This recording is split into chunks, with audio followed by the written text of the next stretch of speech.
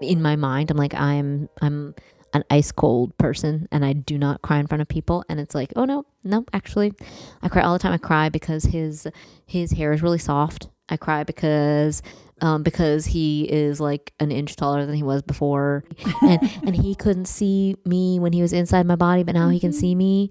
And then I like wept about that like copiously one day, and I was like, it literally doesn't even make like I'm like kind of tearing up even just thinking about it when it doesn't even make sense. But like so I've become a lot more I think emotionally vulnerable than much more so than I was ever comfortable with. I think a lot of us have what I hear you describing, which is a little bit of a dissonance between the openness and acceptance that we have for other people's emotional expression and what we have for ourselves. I know that I haven't cried in front of you too much, but I know that if I came over here and cried, I would not get like, aren't you a bad bitch? Don't Think Twice is a podcast on intimate friendship. Amrita and Andrew are writers and creative collaborators, platonic life partners, and parents to a 1-year-old son. Welcome to Season 2. We're delighted that our dear friend, poet, and clinical psychologist Marina Weiss is returning to host these episodes with us. And we're back. We're back. I'm so happy. I was just recalling that we recorded all of the previous 10 episodes while I was pregnant. And towards the end, it was getting kind of unwieldy to be sitting in this chair with this microphone in front of me. And here we are, a year later.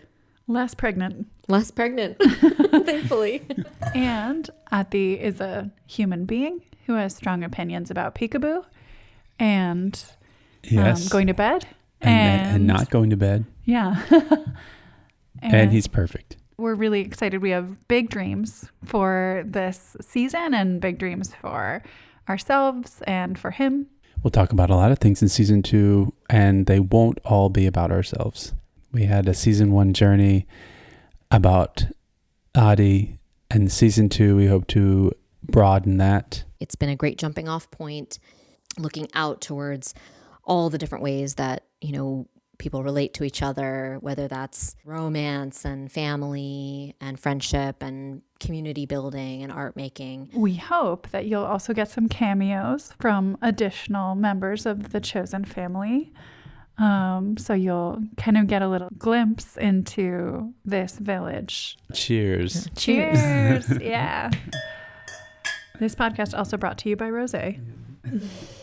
Without further ado, let's talk about it from where we left off. So when we left off, you were pregnant and then you gave birth. What were your ideas about how that was going to go? What was the reality like? Adi was born on May 13th, 2023.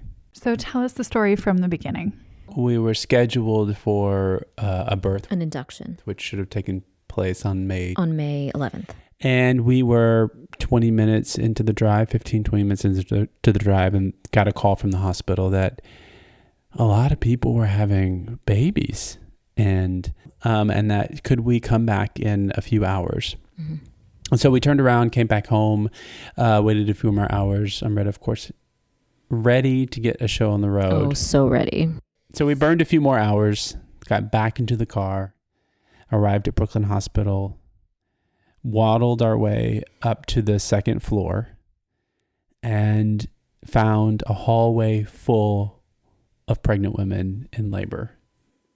Just sitting in a hallway in folding chairs. So we were stuck in purgatory for 24 hours. So those rooms were full. Those rooms were full. So we were first stuck in a hallway for hours and hours and hours. Well, and you had a seat. I was just standing up. Yeah. No. Yes, I know. You're for hours. Your suffering is noted as well. And no, actually, Andrew's suffering was actually mighty that first 24 hours because he just had to sleep in a pile of coats on the floor. Yeah. On a hardwood floor, and the bathroom was broken. We finally got into labor and delivery room, and then it felt like things were chugging along, smooth sailing. They did pay attention to our birthing preferences form. Like I had to fill out a form in advance. It was kind of nice that someone actually read it. And that was the reason why we ended up having a midwife. And the midwife, first of all, she was perfect, actually. She was a real New Yorker. and Like central casting New Yorker. central casting, full Accent. Brooklyn accent. Brusque. Oh yeah, Would not call her warm. No, but like in the best way possible. But direct and kind. And sort of fundamentally protective. It was not of material interest to her what our relationship was, insofar as she just said, listen, I worked in the West Village, I worked at St. Vincent, I've seen every kind of family. Get out of my way. And give me the mineral oil. Tons of mineral oil. We're just gonna oil it up here. We had some, not super strong idea that like, oh, Andrew will be more at the head of the bed. He's not gonna really be at the foot of the bed, and the midwife was like, you there, like get down here. It was her expectation that Andrew would be like a participant in the birth, and she just wouldn't. And it was such a in the moment, like not like, would you like to do this? It was like, oi, you there, get down here. You're gonna do this. You're gonna do this. Yeah. And it was, which was fine. We were open to that, and it was just kind of funny that was how it was decided in the moment. So that was something, a little bit of a deviation from maybe expectation versus reality. Was just like in the moment, I actually do not care at all, like whether Andrew is like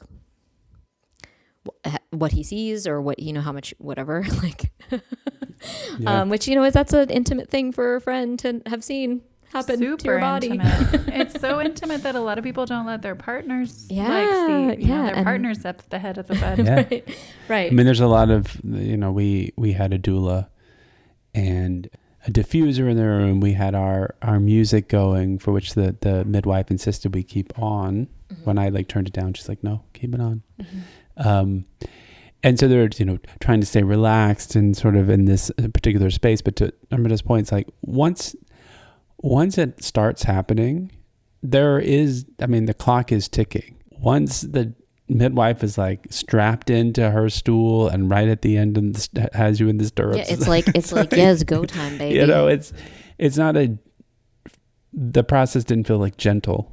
Mm-hmm. And so in the room were ultimately it was just myself, it was Andrew, and it was our doula. And they do limit you in the hospital to having only 2 support people. That was as I wanted it. And because of the delay, the 24-hour delay before we got into a room, my mom, who had planned to come the day after the birth, ended up landing at the airport like at the moment that things were happening. So she arrived, and because she is my mom, and she is who she is, she was able to somehow bully her way past the security desk and demand her way into the room. Yes, Janaki. Amrita's like sweaty and in a zone, literally being stitched at the moment and that then she her mom's barges like, in. hello. Hi.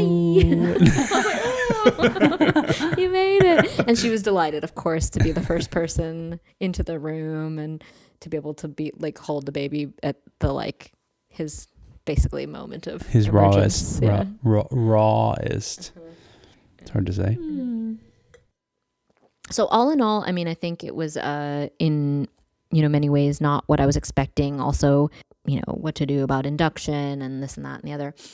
And I did get all those interventions. I got many of those interventions, not all of them. And yet it was still, I think, as close to an ideal experience as I can imagine. And I did really love that midwife. Were there ways in which you felt like the fact that you were friends and not partners affected that experience?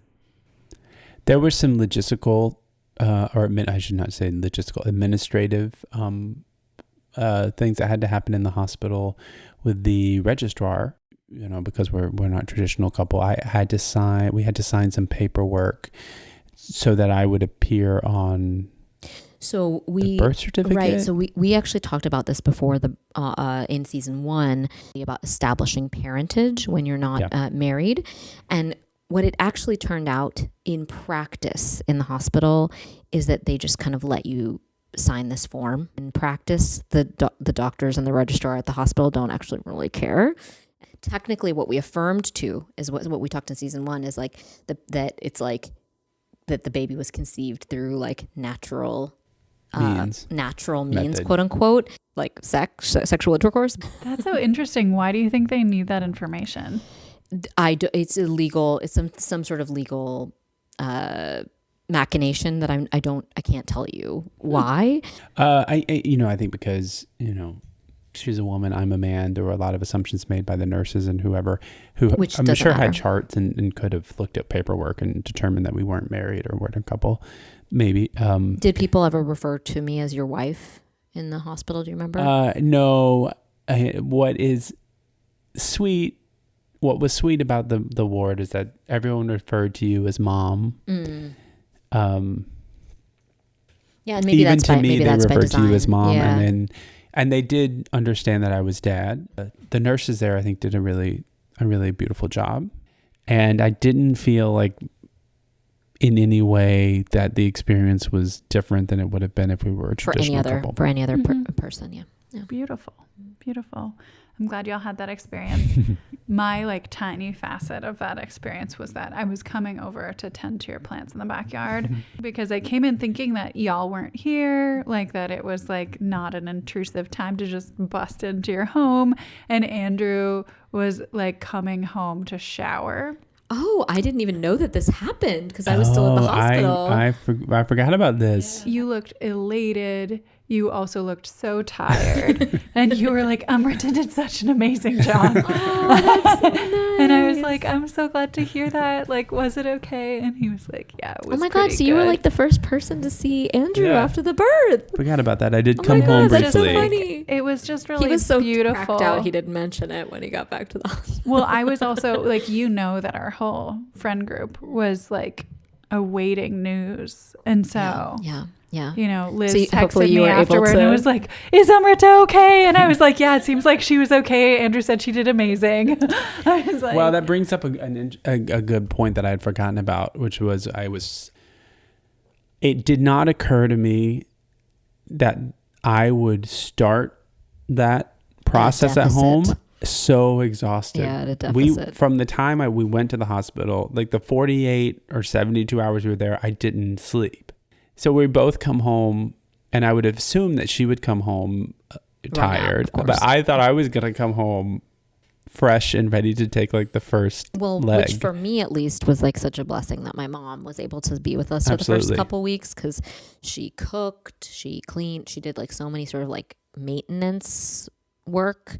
And this was like with both of us at home, like the newborn phase, but even just over the past year, we've been in a really amazing position as freelancers, and we set mostly our own schedule.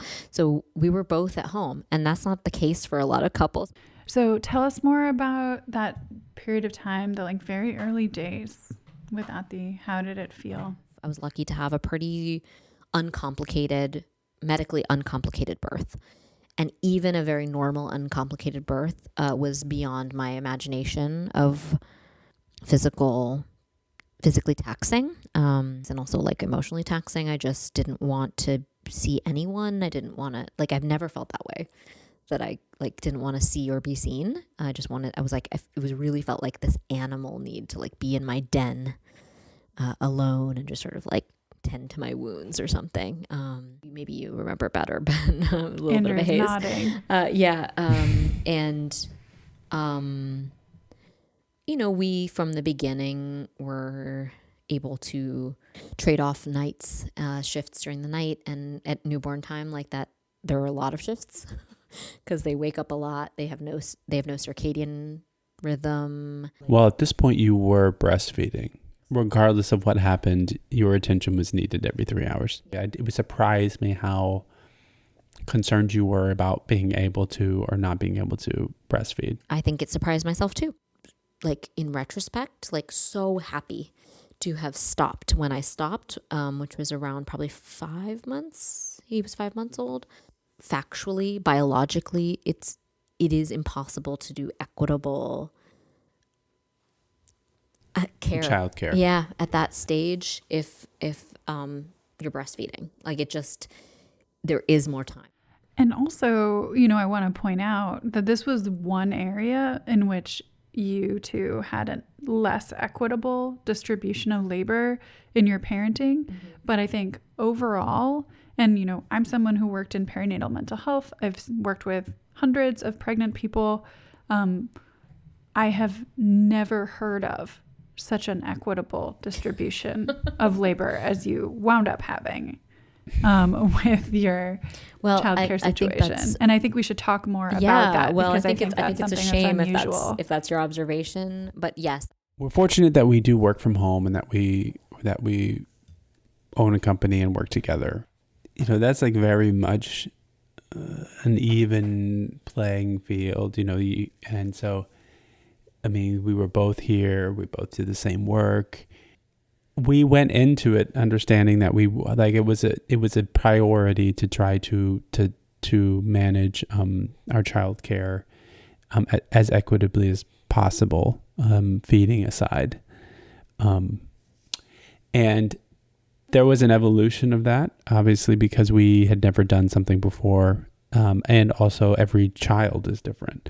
So first we needed to understand what it was like to even have a newborn. And second, we needed to understand who our newborn was. Yeah. That's a really nice way to put it. Yeah. And so, as Marina mentioned, we would, as much as we could, split nights. We had no formal plan with what would happen during the day.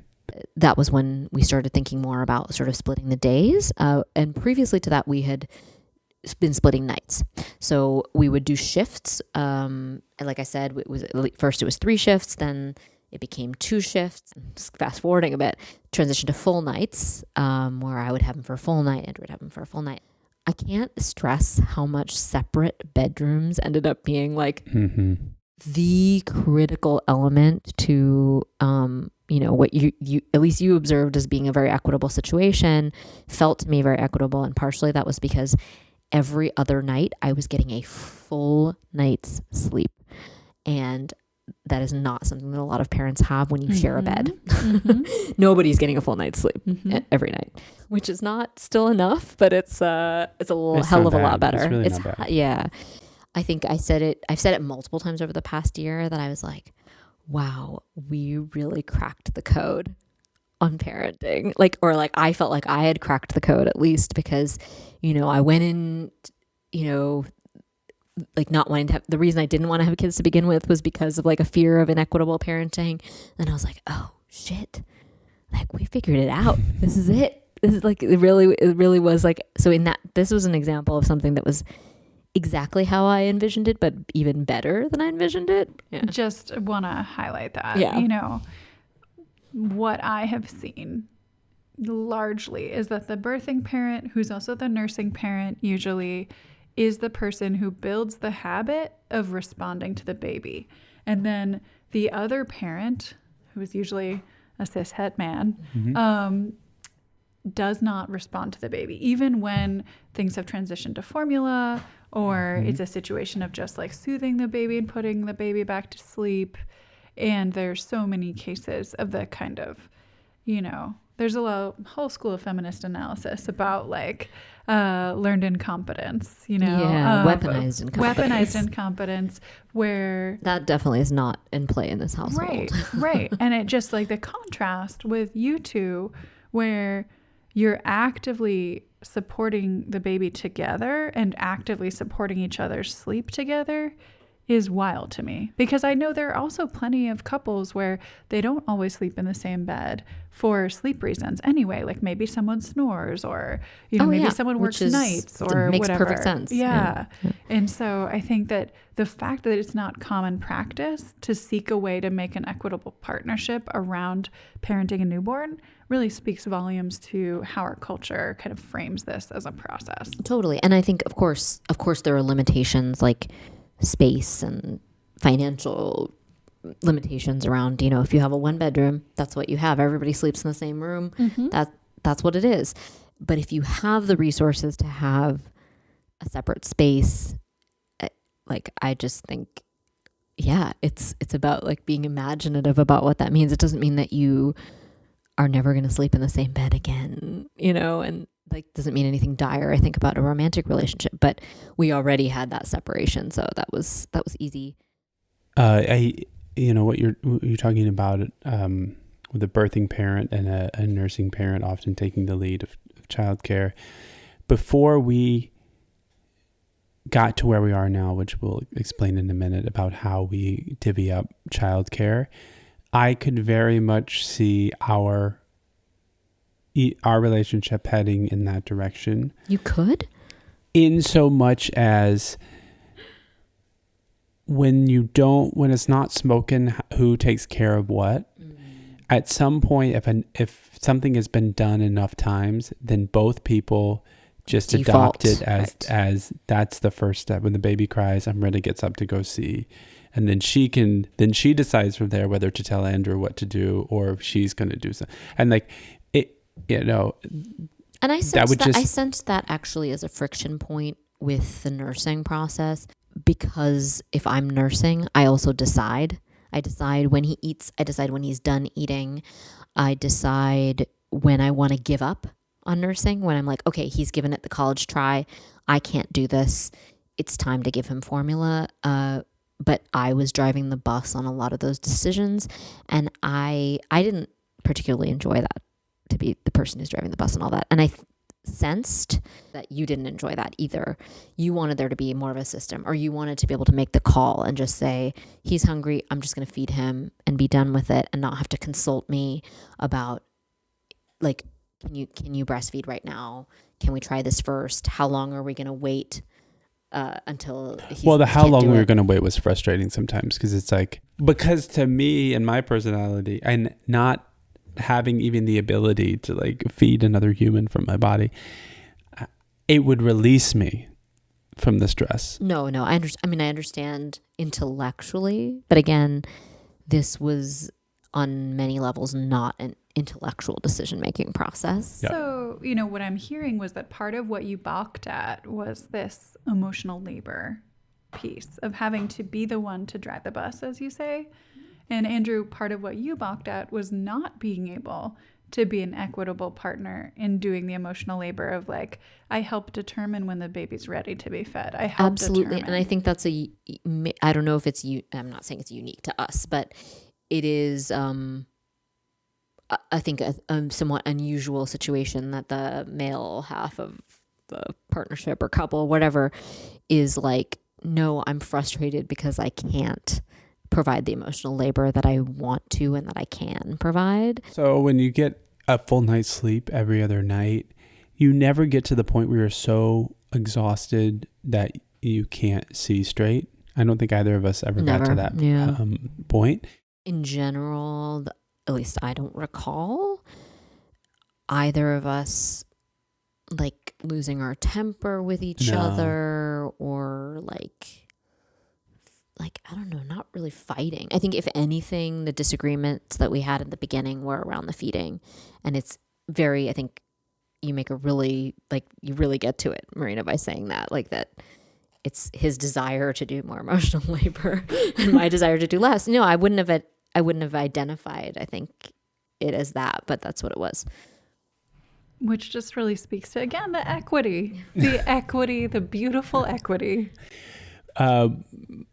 But as he got a little bit older, and we found ourselves, whenever he had a need, looking at each other first and be like, who's going to get up and respond to that need? That was when we sat down and thought, well, we don't both want to feel like we're not sure when he cries who should respond to it. And so Amrita had an idea to split up our days, such that by this point he was almost sleeping through the night. He might wake up once, on a bad night twice. She said, well, why don't we have a morning and an afternoon shifts, and lunch can kind of overlap where, we can both be around, and then our evenings overlap, and then we can just talk to each other about what we want our plans to be in the evenings, whether that's one of us going out to do something social. So, and this is a system that we use even till today, which is just every other day. Like, I have the morning and Amrita will have the afternoon, and then the next day it's flip-flopped. She'll have the morning, I'll have the afternoon. And so I can be fully like, okay, I'm going to spend 3 hours writing something, or it doesn't have to be work related. You take a nap. You can sleep in. You sleep in, right? You do whatever you want. But the knowledge is like, okay, I have from 9 to noon tomorrow, or I have from 1 to 5 tomorrow. That is my time to do whatever I need to get done, whether it's for our business. So whether it's for paid work, whether it's for art making, whether it's for personal time, whether it's for getting a pedicure, like literally anything. But it's like, I don't have to be concerned that I'm somehow shirking my duties or, any of that. It's just like, I can trust that the other person's got it. I mean, that's how I feel. Well, I mean, I'm just thinking of so many things. I'm thinking of the poet Maggie Smith's memoir, where she talks about how her husband felt that he was babysitting and he was taking care of his own children and resented her for like occasionally getting a speaking gig or like a lecture that she was away from the house for like 12 hours to provide out of state, just these ideas that like there's so little equity in the ways that parenting is framed in our culture. And I just don't know of that many cultures that have this kind of beautiful parity that y'all have. Part of this system also allows us, and I'm part of our personalities, it feels freeing both in the ways I'm going to describe because it carves out free time. It's also freeing in that if one person gets up in the morning with him, the other person who gets up in the morning comes and gives him a hug and says how we don't ignore our child when we aren't on our shift. And if it's not my shift and he's in a bad mood or he's crying or something, I can look at him and be like, wow, he sounds like he's in a bad mood. I'll see you later. And that's not to say that she can't say like, I need help, because that also happens. Like if I want to take him out on a walk and Amrita's around, I might offer, and say it's not her responsibility. I have no expectation that she would help me pack a bag or go and pop the stroller out on the street or change his diaper before. Those, like if she came in and made some toast because that's what she's doing and then she was going to do something else, I wouldn't think like, wow, that bitch, why didn't she like stop and like help me? Can't she see I'm like have like 3 things going on? The whole point of separating out our responsibilities is that if I really needed her, then I need to be the one that's like, I need help. I need help. Right. And I think, this is not to say that no like traditional couple heteronormative, relationship is able to achieve this. I think it's not that it's impossible to achieve. It just is a very deliberate choice that sort of requires a little bit of going against the grain, I think. And so we've talked a little bit here about, or maybe more than a little bit, about what might be better than sort of your traditional sort of idea of how an American heterosexual couple would be managing this. Are there points at which you feel there are things that are worse about it? Just a small thing that I would offer, which is that it's about like our relationship to one another, like our friendship with one another. It's much more rare that we're able to like have a night out on the town together. Just us, or even just us and like, or the two of us together with other people. That obviously requires that we have childcare, we have a sitter, we have a friend watching him, like whatever. So those opportunities are a lot fewer and far between than I think what we've been accustomed to in like 10 years of friendship, that we just like, have a freewheeling New York day where we start day drinking and then like, the city sweeps us away. And I think that is a little bit, I think for anybody it would be more difficult to achieve. But what I wonder is in like a romantic couple, there's like this notion that you're supposed to keep the spark alive, right? But there's some expectation, cultural expectation about that. So it's like, oh, like there's a weekly date night. We sort of talk about that a little bit, but we haven't really prioritized that as something, because I think because we're not a couple, it's not something that has been like top of mind of like, oh, well, we got to like make sure that we're still like romantically connected. So I think the result of that may be that's like one element that I think we might differ or be like, that might be a little bit worse. How do I say this? Because our circumstance, our relationship is as it is, and because we have a lot of people, both friends, but more, I'm really more discussing family more.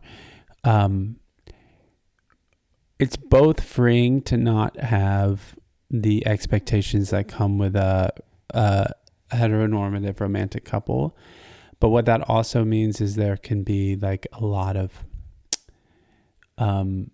unspoken sort of questions and Yeah, I hear you. And where people don't want to offend by asking,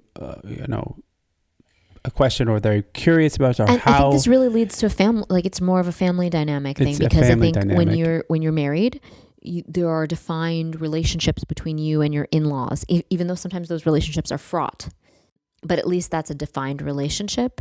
And I think, there's a little bit of a Pollyanna aspect for when I think back to our thinking, our families are very supportive, and yes, there hasn't been any outward conflict. There hasn't been any issue that needs to be like, entangled explicitly. But I do think that there is some, I think on both sides of our families, a little bit of uncertainty. It's actually like really respectful uncertainty. Yeah. So it's like, like we both have really great families. But I do think it is, a little unfortunate, because it stems from this idea that because our relationship is not a marriage, there's an impermanence, a natural impermanence to that, or or not a defined permanence to it.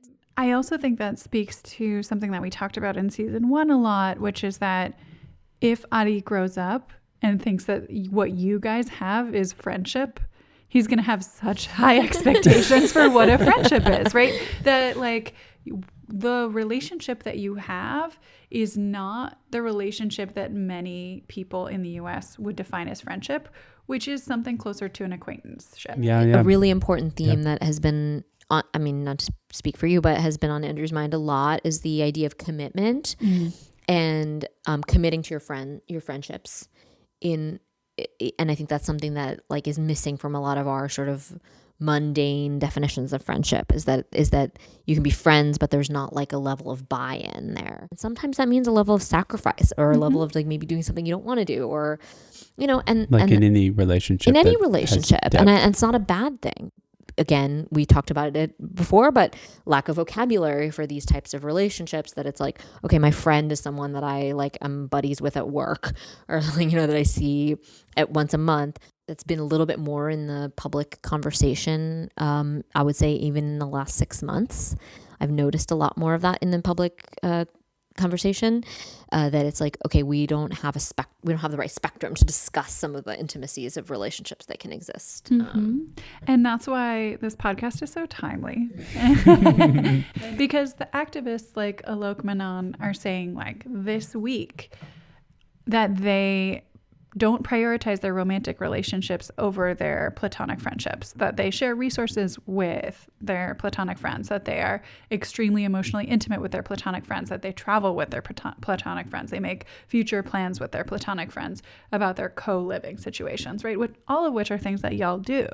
And we, and this came up, I shared with both of you the Ezra Klein podcast that got a lot of traction early in 2024 about intimate friendships, and he describes a friendship of his own that he has that he thinks like it would be really strange to people if I said feel grief that I'm moving away from my friend. He said people would immediately understand if I said I have to live cross country from my wife because of work, and I have grief about that. People would be like, oh yeah, no, that's terrible. How hard, long distance relationships, la di da.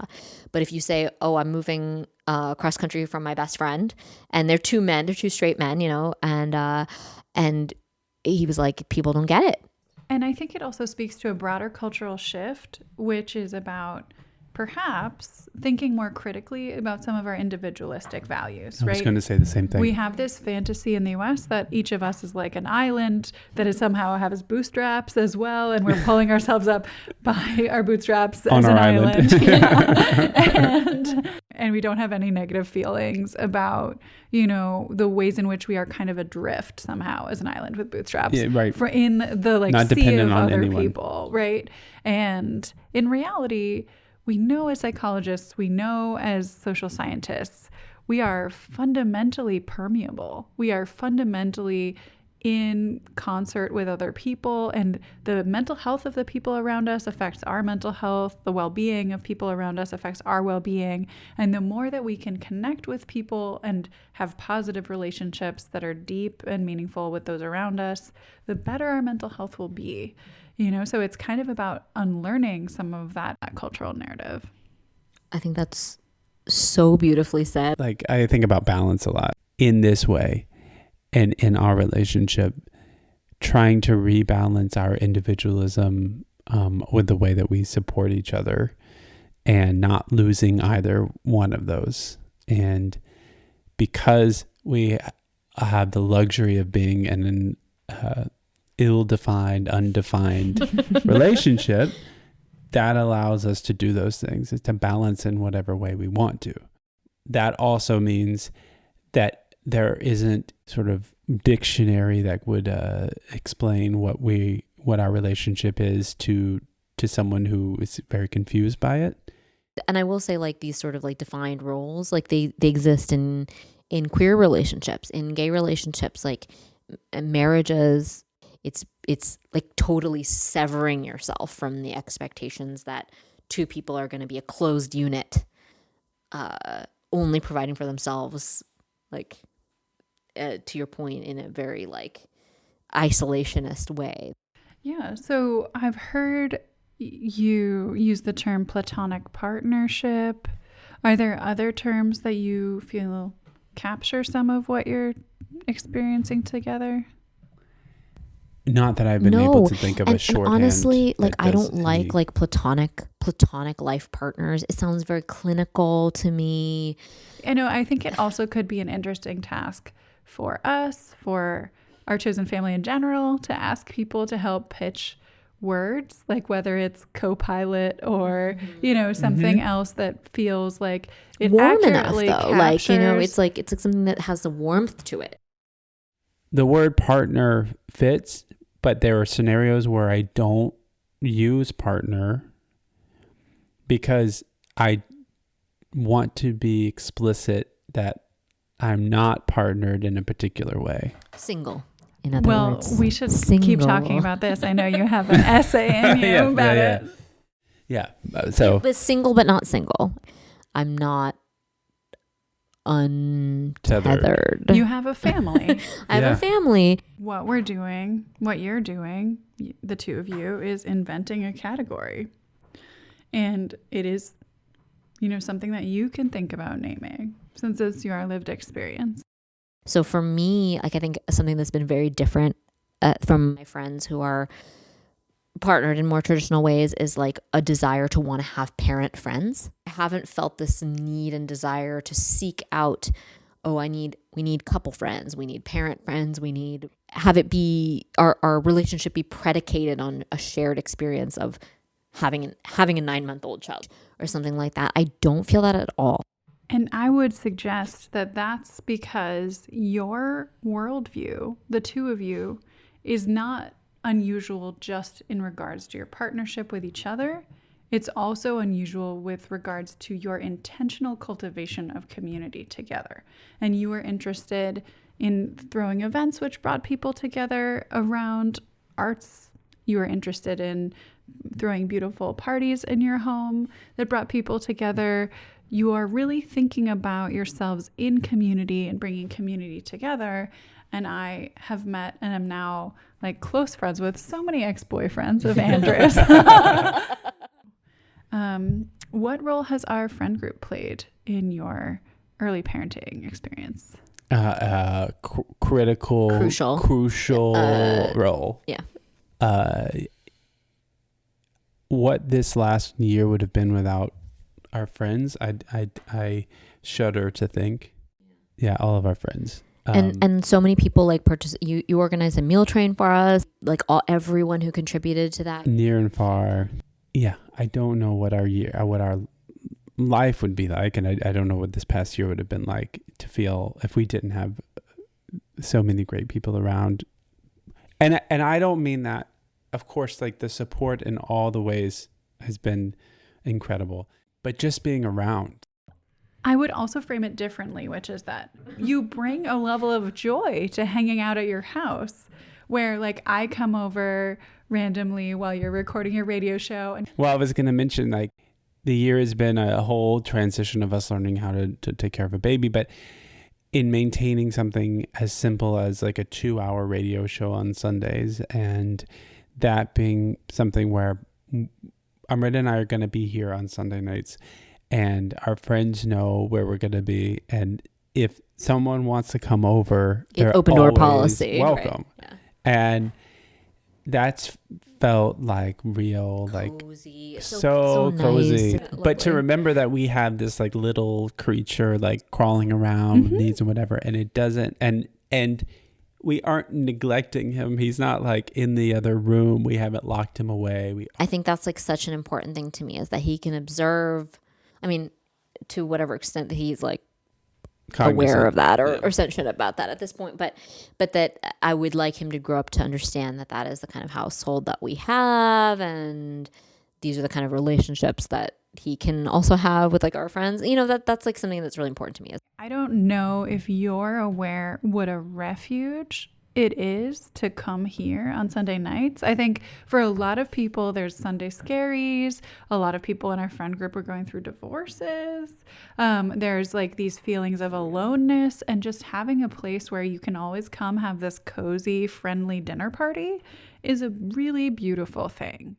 To the question about friendships this past year, it's something I've realized the ways I've fallen short as a friend I could be, and I'm not even talking about being a better friend since I've had a child. I'm talking about being a better friend since before I had a child. Even though he's only 10 months old, I've had thoughts about, well, what kind of parent do I want to be? What am I going to show him about what it means to be, what friendship looks like, and not just the one I have with his mom. And so how do I show up for my friends in a better way?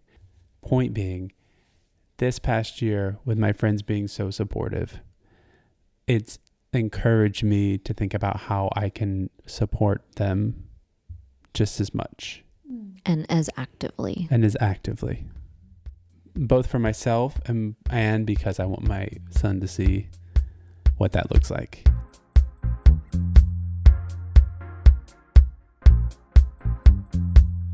The best way to keep up with us is via our weekly newsletter, Emergency Contacts. Sign up via our website, vjandstevens.com, that's VIJAY and Stevens with a PH, or at emergencycontacts.substack.com. VJ and Stevens is a creative consultancy founded by platonic life partners Amrita Vijay and Andrew Stevens. Through their multi-platform range of projects, including film, live radio, podcasts, and experiential activations, their work celebrates the beauty of living authentically and building community with imagination and humor.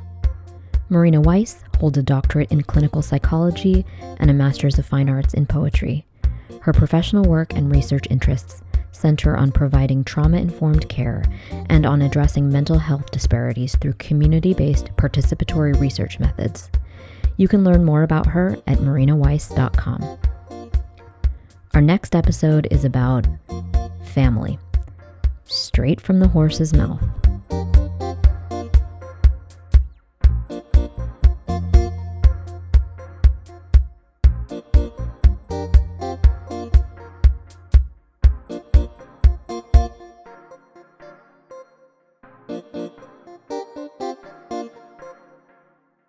For the listening audience, Ati is an incredibly charming and symmetrical baby. He's very beautiful as a non-objective, but still outside perspective. He still has no teeth. I'm convinced he was born. He doesn't have teeth. We're gonna get baby dentures.